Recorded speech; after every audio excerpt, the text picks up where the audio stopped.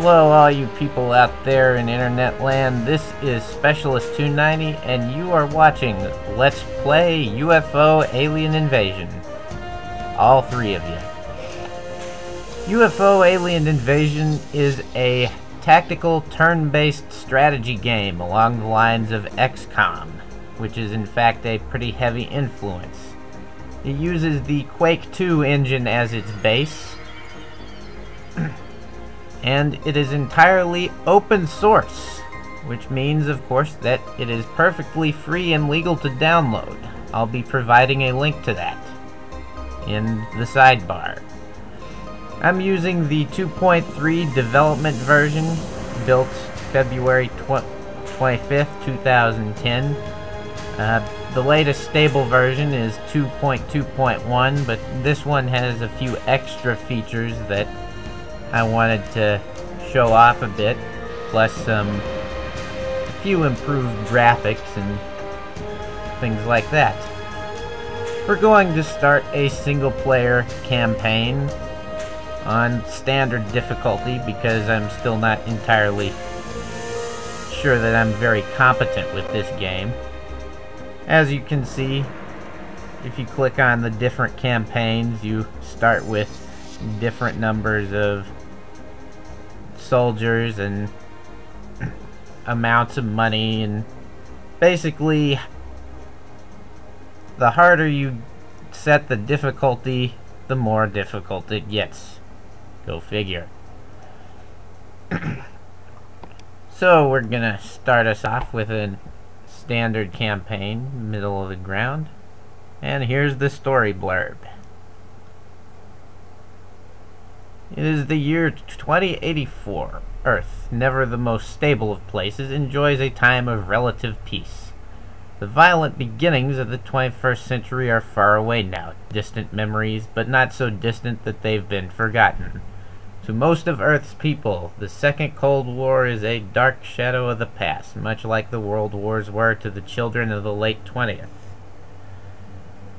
And basically, the too long didn't read of all this is that for over a century the world was at war. China was basically the big bad guy. Then there was a revolution, it got overthrown, all sorts of different countries got kind of lumped together.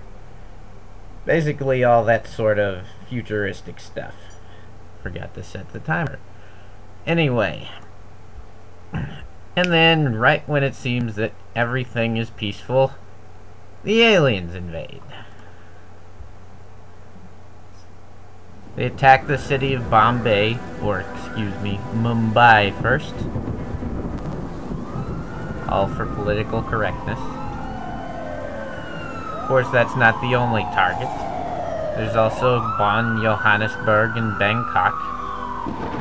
Nice little global spread there. And then the aliens vanish. And because of the attacks,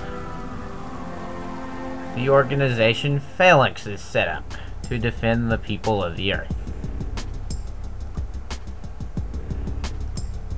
Of course, all the different nations of the Earth try to fend off the UFOs, but as is traditional, governments seem to be a little inept at this sort of thing, so they put together an international organization with a rather nifty logo, I might add.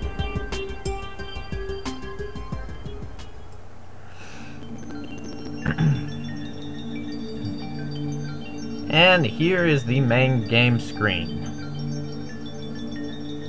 You can rotate the Earth, look around. There's different time features.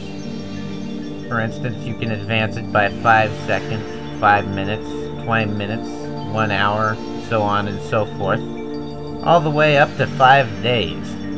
Again, veterans of XCOM will find this rather familiar.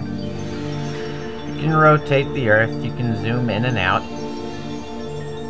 You can even trigger a handy radar overlay once you've got some bases down, and also a country overlay to show you where all the different borders are.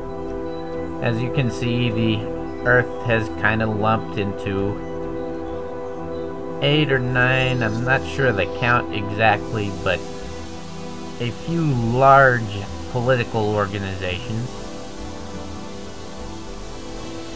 You know, from all the 200 plus countries we've got now.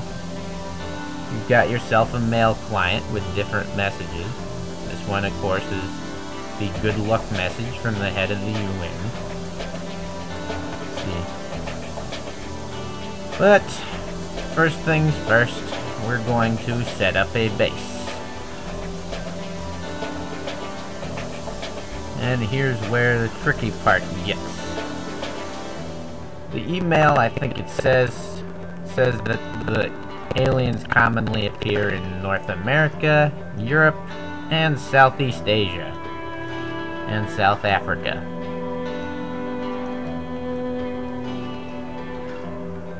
I think I'm gonna go with the base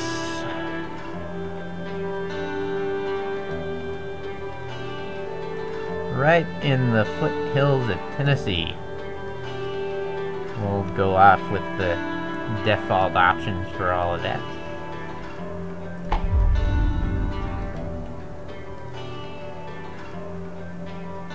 And there's our new base. When we come back, folks, we'll take a tour of the base. Until then, I am Specialist 290.